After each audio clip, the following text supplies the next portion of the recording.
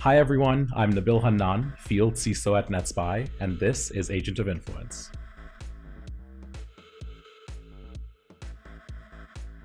Today, Bindi Davé joins us to talk about how to enhance cybersecurity in an organization when you newly join as a cybersecurity leader.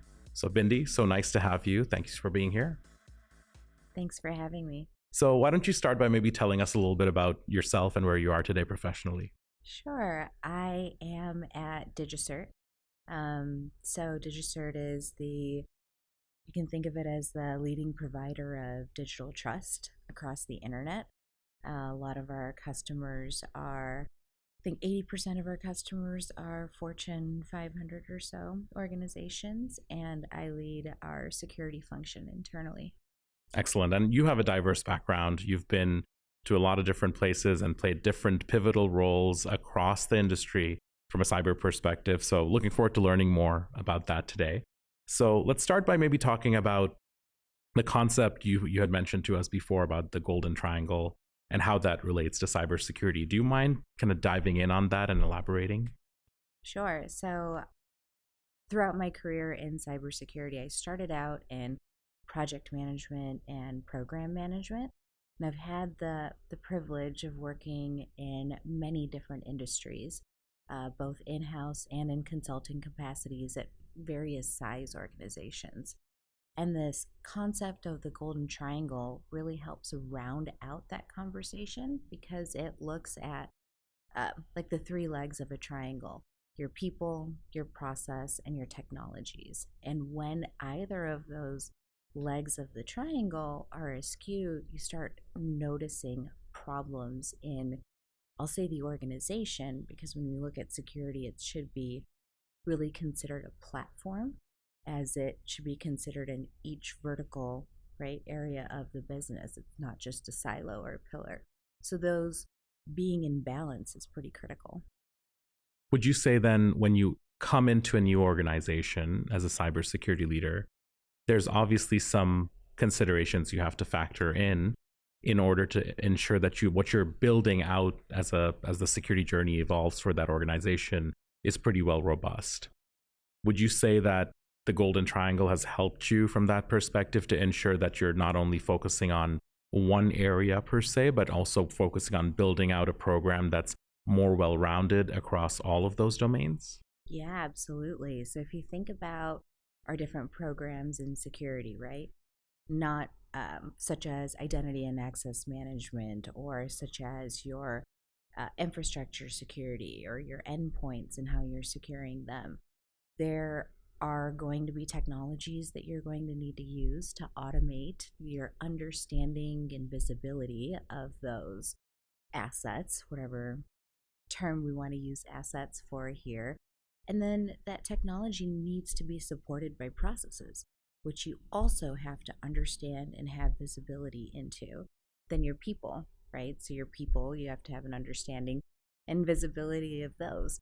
So whether you're leveraging a cybersecurity framework such as NIST, that golden triangle concept is always going to be a foundational and fundamental part of it, because you need to go through and identify all of those technologies, all of those processes, all of those people across that program that you're looking to enhance or iterate on. So I think that kind of helps paint a broader picture. And for organizations that heavily rely on a cybersecurity framework, I'll call NIST again, or National Institute of Standards and Technologies, to build their security program, it cannot happen without that golden triangle. So Bindi, I wanted to dig a little deeper into each of those components of the golden triangle. And let's start with technology first. So a big challenge a lot of the leaders I talk to today, especially when they start in a new organization, is around asset inventory. They often find that organizations don't have a lot of the basics in place to have a true picture of what types of assets they have that are current and that are being maintained in a systemic way, to give them the confidence that they have what they need to determine criticality of assets and where to focus their efforts on testing and automation and investment, etc. What do you typically think about when it comes to asset inventory, and how do you approach this challenge, especially when you start at a new organization? I akin this back to one of the offerings that DigiCert has. So there's a DigiCert One platform. And essentially what that goes out and does is it has many different solutions in the platform, one being the Trust Lifecycle Manager. And so for crypto assets, not only does it go out and discover and identify those assets, but it also manages those systems, right? And I think, how amazing would it be if there was a singular solution to do that for configuration items or CIs? So we look at leveraging technologies so that we can have a firm understanding of what are we trying to protect, right? Because you can't protect what you don't know about. So first you have to know about the thing, and continuously, right? So it also can't be a point in time assessment, but understanding what that CI is in a continuous discovery, continuous monitoring space, and then applying business context to it. And that is the other piece that gives businesses the ability to prioritize. So in an environment where everyone's running lean, right? And there's more noise and alerts and, vulnerabilities, etc., and probably there are humans available. How do we apply business context to that CI and continuously evaluate the cyber risks against that, right? What are the vulnerabilities? What are the which of those vulnerabilities are actively being exploited in the wild? And then what is the priority of that CI to the business from however the business wants to define that? So it could be revenue, right, affected. That could be compliance affected. That could be, let's say your organization leverages a zero trust architecture. There are certain applications and software that are critical path to that. So applying that business context and then ensuring that that is continuously automated and you have SOPs or standard operating procedures behind it. What I mean by that is if you have a tier 0 system that has a critical vulnerability on it, then maybe your organization has a zero risk tolerance to that, and they're going to drive auto remediation and have technology on the endpoint to patch that. Or maybe they can't do that, and so their SOP is to not do an auto remediation as opposed to a tier 3 or 4. So not only does it allow the business to prioritize and apply business context, but if there's an incident, right, whether it's a security incident or an operational incident, you can leverage that same methodology to, again, prioritize. Is this do all the teams need to stop what they're working on and dive in? Or can we wait till the sprint is over? Is this really a test system or a demo system, right? So having that understanding and that baseline so that you can also continuously track metrics to improve. So when it comes to your business, there's a lot of cryptographic assets that you guys also have to manage beyond just regular assets that most normal businesses manage. What role does automation play in helping you manage that effectively? And are there any unique challenges that come with crypto assets that are different from traditional assets out there? I think crypto assets, we're be surprised at how prevalent they are in everything we do, right? When you go and log into your banking application, you want to trust that when you're putting in your credentials, that it is for that your account For my and bank, that for your or bank. going to my bank. Yeah. Exactly. Or that you're going to go to the doctor, you're going to have an MRI scan done. You just innately trust that, your doctor's going to do this scan and off you go, and you're going to get the results from it, right? So these things are everywhere. And the life cycle of managing these certificates so that we can have that trust gets shorter and shorter. So how long will they stay valid, you know? And if you don't have automation to manage those, where if that cert expires, then you have the ability to auto renew, to auto update, to cycle out. There's a new industry standard requirement, and you'll be non-compliant if you don't address it by that date. You need automation to make sure that all of that is updated. And in a super connected world where we do have to innately trust these things, right? From your software to your devices to everything, anything that's connected and goes across the internet. Organizations can have hundreds of thousands of certs, and maybe they don't even know about all of them, right? That's where the discovery mechanism comes in too. So we're in a unique position at DigiCert because not only do we provide solutions for organizations to manage their crypto assets, but we drink our own champagne because, just like any other organization, we have to provide that digital trust internally as well. So without automation and without the people and the processes coming back to the triangle, it would just, it would be almost impossible. And outages. You talked a lot about the certificates, and we understand there's SSL and TLS technologies that are protecting our world today and making sure we securely connect and authenticate and transfer data in a secure fashion. A lot of those are concepts that work today because they're difficult computationally. Mm-hmm. So if you think of today's cryptographic algorithms and things that we're doing to encrypt data and transfer data, the reason they work is because it would take too long to try and brute force and decipher. The math is really hard. The math is hard, and it's hard for a computer to do. Right. Now, we've talked about this before, where there's the concept of quantum computing, even though it's in its very, very early infancy. That potentially may change what the outlook looks like for traditional cryptographic algorithms as they are today. What are your thoughts on that? And looking forward, how do you think that's going to impact everything that we're doing today on the internet?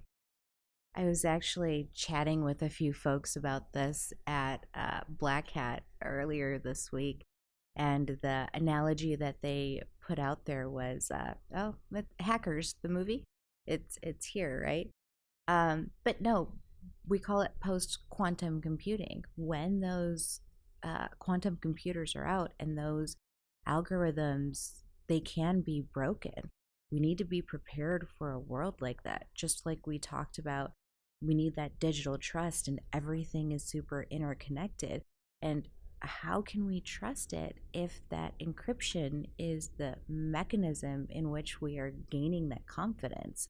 That text that I send to you is actually from me, and you're receiving it, as I intended. And we're not playing that grade school game of telephone where the message alters down the pipe. So it's something that we need to be cognizant of and make sure, again, that we have that automation in place so that when those crypto assets, those certs, update, and when that position is available, you are getting the latest and greatest technology. Otherwise, you're going to have to go and find all of your assets and see which versions you're using, and then try to manually go through and update them. And I imagine a world where outages are inevitable if there isn't automation and security implications, right? And breaches, because now you're talking about the loss of encryption.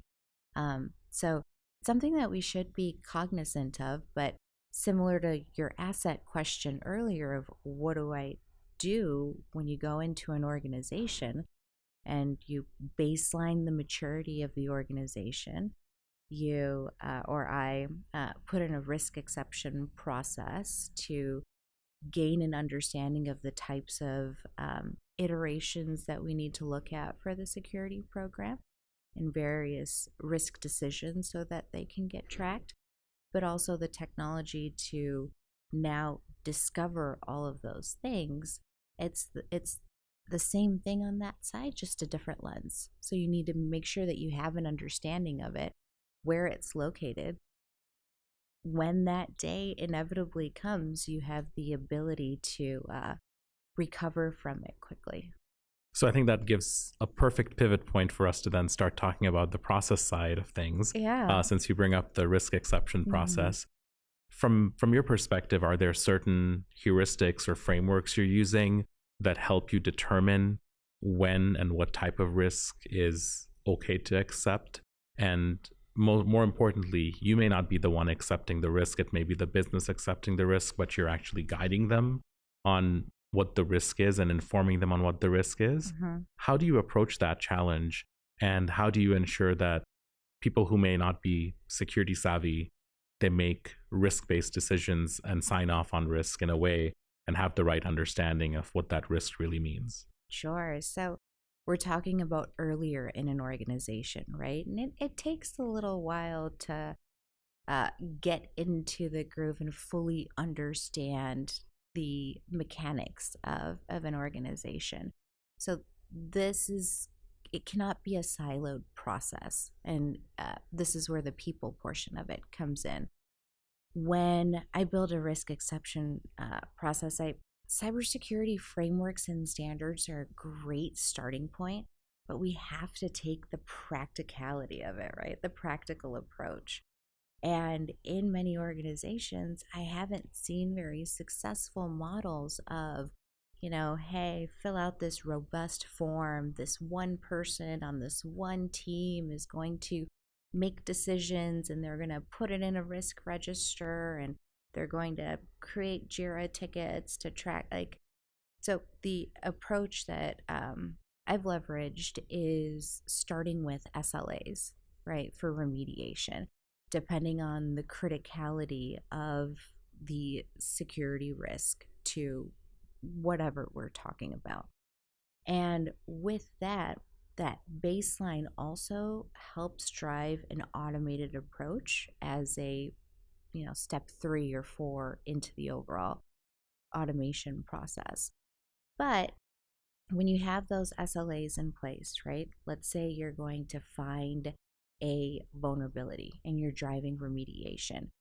The SLAs should drive your tolerance levels. And we're not in a world of the sky is falling, right? Security practitioners need to be realistic, where the priority and the business contact of that asset also matters when you're talking about this vulnerability example.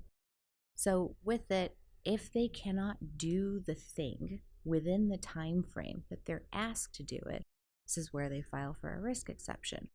But it should be a joined fate discussion, right? So yes, the security leadership can support making that decision, but it's right alongside our IT leadership. It's right alongside legal and our governance teams and our privacy teams and our compliance teams.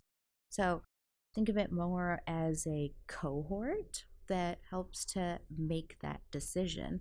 But ultimately, if at that line, the security organization says, with all of these other factors weighed in, we do accept the risk on behalf of the business for this period of time, then that also gets documented. But if they don't, then it has to go to the president of that BU or the top line leader to accept that risk. And not only does that help, I've found, force accountability. So your level 1 engineer, right, can't file for or your level 1 SRE person can't file for an exception because they don't have the time to apply the patch on a critical system. It's a critical, patch needed, because their leadership will not sponsor that, so to speak. And it also puts in a continuous improvement feedback loop to where our policies need to iterate in order to make sure that security is also supporting the business if that makes sense. So it's not just NIST, it's not just ISO, it's not just whatever comes out of the, vulnerability scanners. It is a collaborative approach that looks at each of the scenarios and helps tie an organization together in making that decision. This then leads to the third part of the triangle, which is the people piece.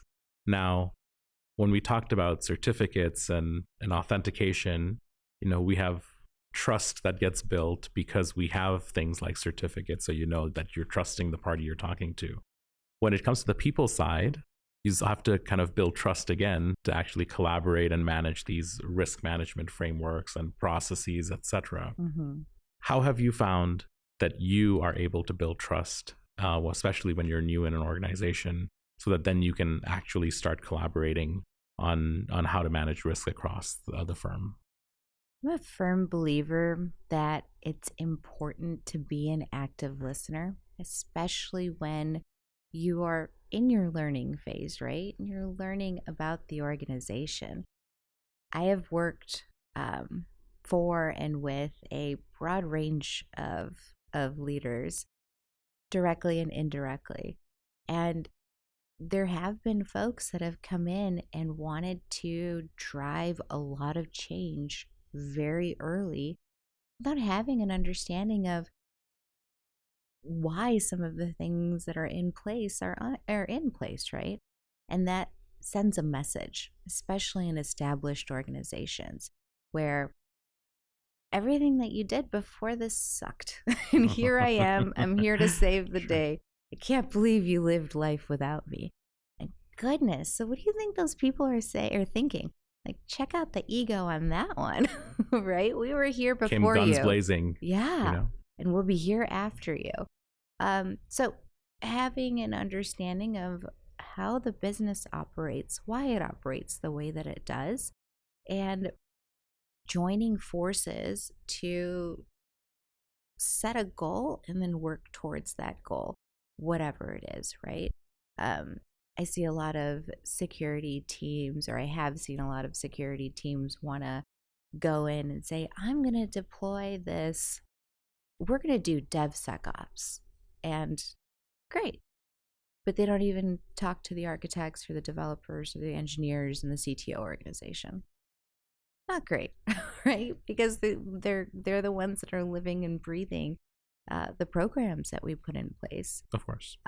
So that collaboration is incredibly important, but also coming in and listening, having lots of conversations. Don't just stick to your team or your security organization. Meet everyone, talk to everyone in all different levels, and start baselining where you are and where the business wants to go, and how security can be leveraged to enable the business to get there safely, securely, and efficiently.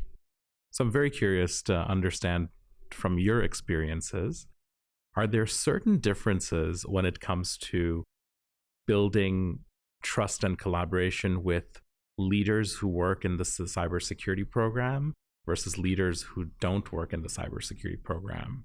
And if there are, how do you kind of manage that, and how do you bridge that gap?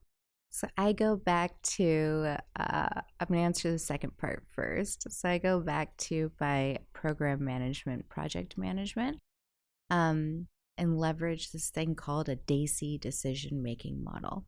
So I like to gain metrics of the teams and understand their velocity and work in sprints to do that. But a DAISY is an interesting concept. Is that an acronym? I've not heard that before. It is. So the D stands for driver.